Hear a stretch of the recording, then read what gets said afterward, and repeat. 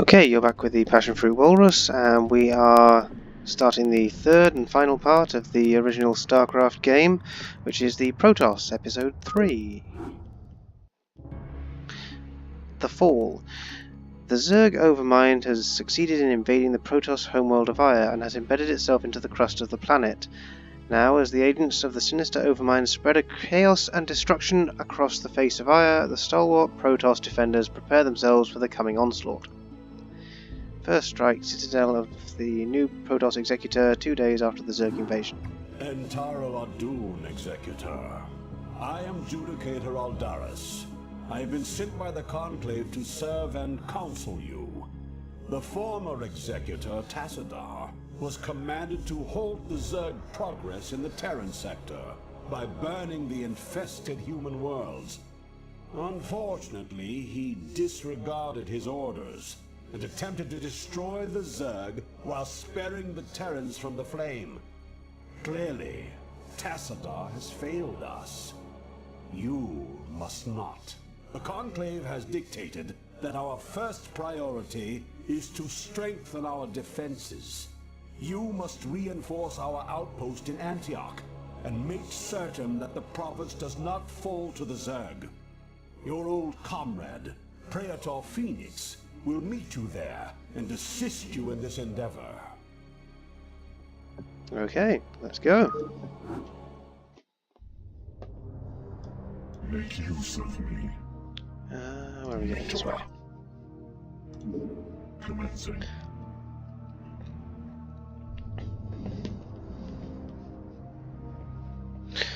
So these little four-legged things are dragoons, which are like the light tank that the Protoss use.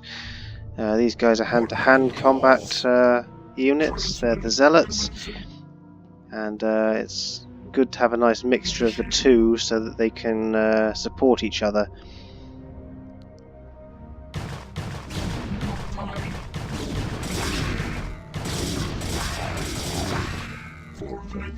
When I play Protoss, I generally try and sort of mix up the units a bit so that I've got, like, let's say a squad of 12 would be like 6 to 8 zealots and sort of 4 to 6 dragoons rather than anything else, rather than just having all one unit, because you can use like just Marines or just Hydralisks quite easily with the other factions, but it doesn't really work so well with the Protoss because their basic unit is the Zealot rather than, you know, anything else, and it's they're close combat based, so yeah, you need to give them some anti-air defenses and things, otherwise they tend to get killed off too easily.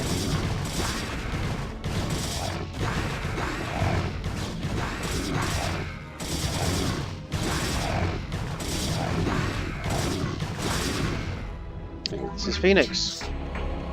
What up, Fenix? Executor Antaro Adun, it is good to see you once more upon the field of battle.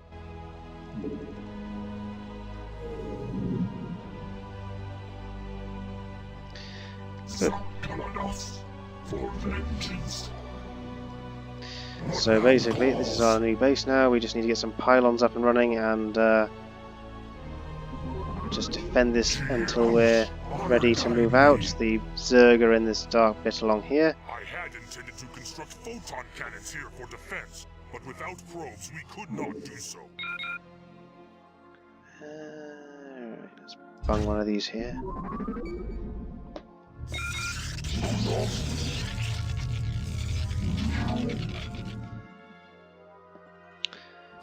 So I suppose the Protoss have a similarity with the Zerg in that you have to place their buildings within a set area, which is within this blue bit. Terran units you can put anywhere, but Protoss are a bit more fiddly. The pylons are also they also increase your unit capacity, like overlords and supply depots. So they're the equivalent to those. I could build more units right now, but I'm basically going to focus on drones first, because I've got a fair number of troops here to guard the position, and I don't think attacks are particularly heavy to start with, so we'll see. Let's try and get some minerals and things going pretty early on. And I just pop a drone in the gas so that we've got a bit of that building up as well. And we've got 3 different upgrades. There's plasma shields, basic shields, and ground weapons.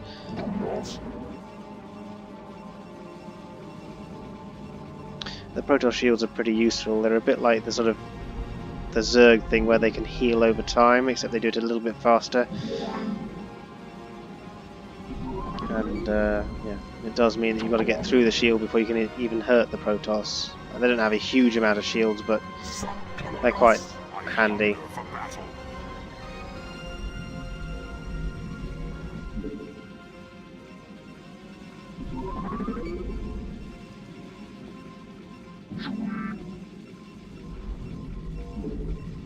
I think one of the real advantages with Terran buildings is that you can uproot them and just float them off somewhere, which you can't do with the Zerg or the Protoss buildings, so that is a little bit of a downside. But there we go.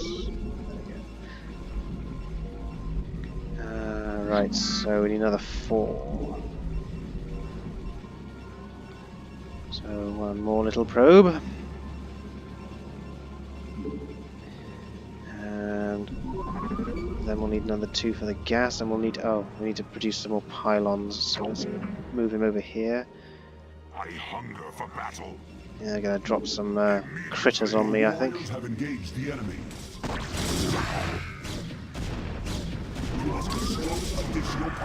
Yes, that's what I'm about to do, damn you. Right, okay, so pop another pylon by here. I think we'll have another one maybe over here.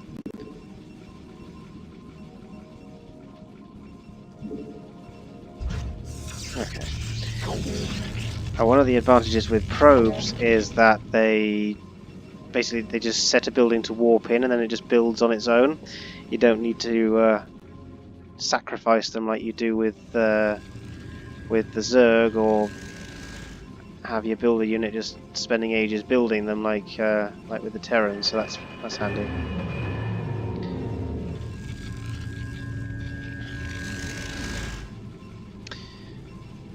Okay.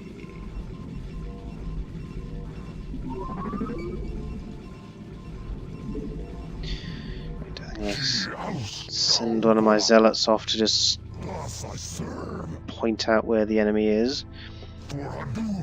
Has something to do, if nothing else.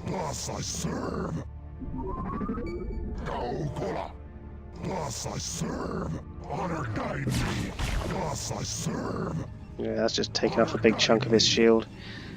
But never mind. Right, what else can we build? Right. Definitely want one of these. This is what you need to build to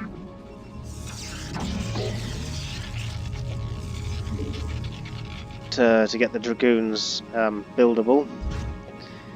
Now, I usually place quite a few photon cannons around Protoss bases, but they are rather expensive. They're 150 each, which is a bit of a bugger.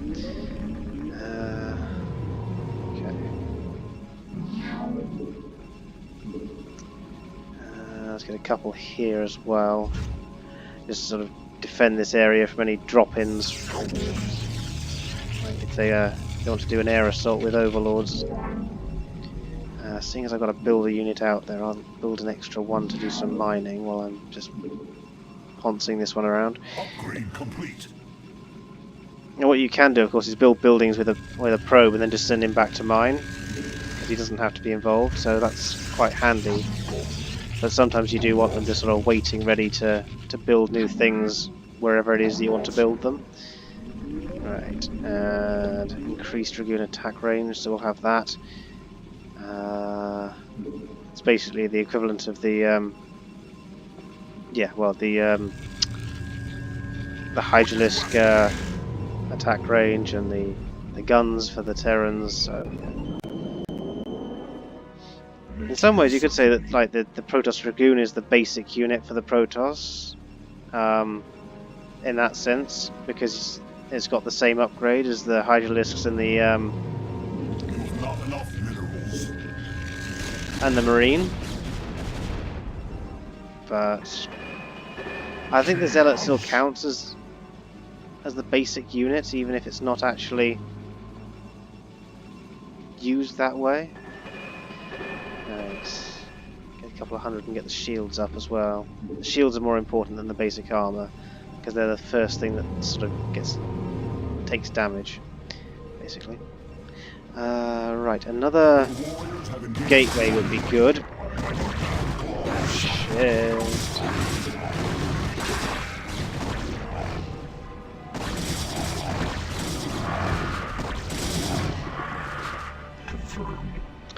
Right. Let's build a couple of photon cannons. Can I get? No, I can't. There is a little thing that'll fill this slot, which is a like a shield repairing station. So if your unit's shields run out, you can just move them down there and recharge the shields, providing there's enough energy in the little station thing. So like having one or two of those near, well, having one of those near wherever you're defending fairly regularly is a good thing to have.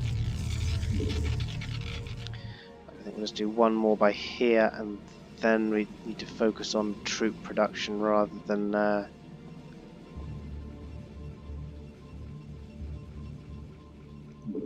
base defenses. Okay, you go and mine some more. And let's see, so we've got two of those now. We can't do anything else yet.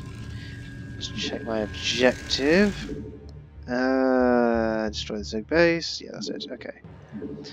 So presumably I don't need to kill every Zerg on the map, because I think there's a Zergling or something around there that we missed. Upgrade command calls. Galactus, I am needed. House. Okay. Command calls. Right, so I'm calling this a squad. No, I'm not. There's only 4. Okay, I'll call it a squad with the other 2 then. So it's going to be half and half. So that'll be my initial squad, and they can just sort of stay there, I think, for now. Right.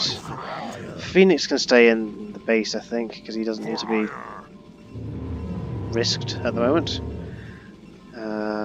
Right, and we'll have a second gateway, I think, just to increase the speed that we can produce units, assuming of course we've got the actual minerals and things to do it. So yeah, so we've got 4 of those going. That's done. So yeah, we're just waiting around a bit now. In fact, I might just do a little bit of a rush job and just see if they'll go up here successfully or not. Not sure how many I really need to throw at the Zerg in this map. Seeing as it's one of the early ones, they're not quite as tough, but even so, it's best to have a sizable force. Okay, just keep moving them up there until they're up the bloody ramp. Come on, you stupid buggers, get up the fucking ramp. Ay, ay, ay. I don't like the way they do this. Blah blah pylons. Okay, right, so destroy that thing, I think. And then I can be thinking about a secondary base. They should be able to cope with that. I need a pylon. Right, let's get my little builder up here then. Can pop a pylon by here for now. We're still good, so let's move up a bit.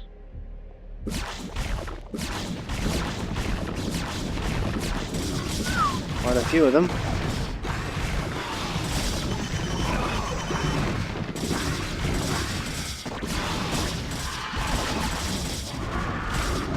Taking some casualties.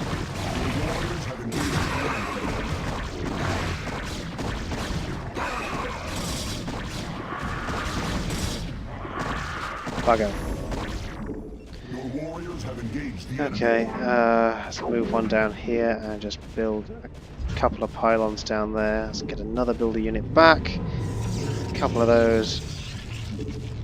My life for hire. You have not enough minerals. Okay. Well, seems to be doing alright so far, at least. Although we're getting whittled down a bit. I think maybe hold ground a bit there. Yeah, I think rather than build up a second squad, I might just send my troops up to reinforce them.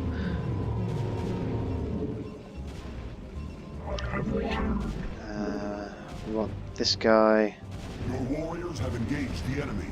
to build another pylon. And then carry on mining for now. Don't think we'll actually need to set up a secondary base. Their sort of resistance is weakening substantially, so I think we're probably good. I think I'm just going to set the rally point up there as well for now. I wouldn't normally do that in a game because it's so easy for them to just walk into getting killed, but I think we should be able to win with the troops we've got, so I don't think we need to really worry about that too much now.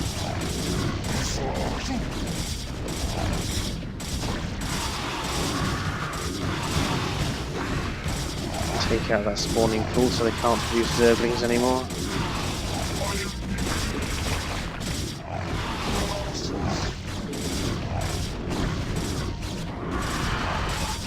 Okay, good. Nearly dead. Okay. Just set a couple more to build, why not?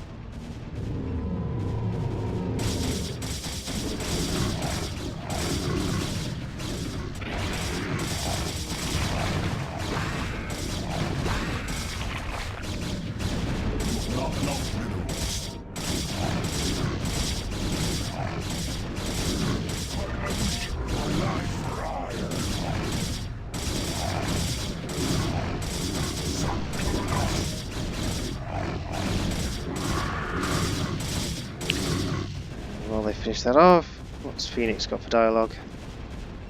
Your command? I hunger for battle. You know, Executor, although we two have marched across hundreds of worlds together, I never imagined that we would be fighting on Ire. The Zerg are indeed worthy foes. Okay, victory. This is a fairly straightforward little mission. The following night. Entaro Adun, Executor. Your defense of Antioch has restored my faith in the Templar caste. I admit that Tassadar's desertion had shaken my faith. Indeed, Aldaris. I would hope that the Judicator would put more faith in their Templar brethren. Tassadar, where have you Be been? silent, Judicator. There is no time to waste, and I have much to tell you. As you know, the Zerg vanished after the fall of the Terran world of Tarsonis. And though the Conclave bid me return home, I was compelled to remain. A powerful psionic call drew my attention to a remote barren world named Char. Apparently the call was answered by others as well. For upon Char, I encountered those who were once our brethren, the Dark Templar. Consorting with the Fallen Ones is heresy. Enough! Hear me, Executor. For I have learned much from the Dark Templar prelate, Zeratul. The Overmind controls its minions through agents called Cerebrates. Strike down the Cerebrates, and the swarms will surely fall. Executor, Tassadar may be right. If you can keep the Zerg occupied, my force may be able to penetrate their perimeter and slay the abomination. I pray we can trust you, Tassadar. Already I can sense the taint of the Fallen One's influence on your mind. You must return to Ire at once. My concern is for the safety of Ire, not the judgments of the Conclave. I will return when the time is right. Good for you, buddy.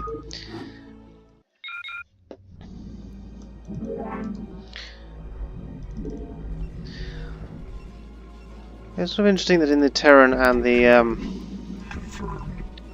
Protoss storylines, you play as sort of rebels in a way, whereas the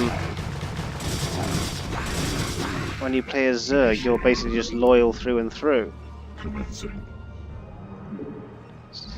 an interesting little thing, or at least it was interesting to me. Okay, go grab some blinky minerals then. Right, so we've got 2 ramps that they can come in on. It's often good sort of scouting out where you can be attacked from. If you're in nice positions like this, where you've got sort of single or double entry points for the for ground attacks, then it's good to be able to scout those out and know where to expect your attacks from. If you're sort of on a wide open plain, it's a bit more risky because you're not really sure where the enemy's going to come from, and that's worrying. Anyway, I think we shall leave it there, so thank you for watching, and bye bye for now.